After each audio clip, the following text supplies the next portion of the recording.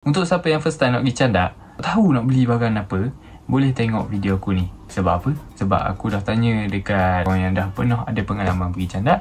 So dia recommend aku untuk beli benda-benda macam ni. Barang pertama mungkin ada jorang. Ni lah benda ni, jorang lah orang gila. Jangan tanya pula aku model apa ni, benda spek apa ni.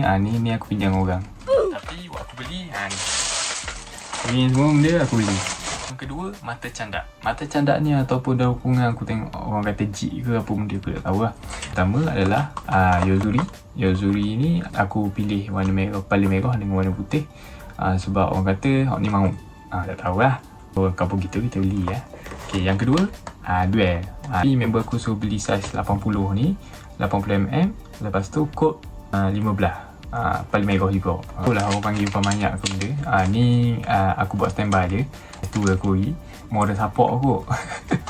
Yang ketiga mungkin ada pemberat. So aku ada dua pemberat juga. Ni mahal sikit, aku tak tahu je nama benda, Shogun ke benda, aku tak tahu lah. Ni adalah 150. Yang ni 100. Ni pun 1,5. Ni mahal sikit, ni murah sikit. Yang ni aku tak silap aku, dia kata ni berat Vietnam ke benda, aku tak tahu lah. Kena ada tali perambut. Tali macam tali tansi gitu tapi halus sikit. Dulu LB.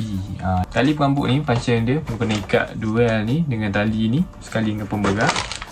Ni berat pemberat duel, lepas tu sambung dengan jorang. Lepas tu aku beli ni Shewell ke apa benda lah. Tapi Shewell ni pun ada saiz dia.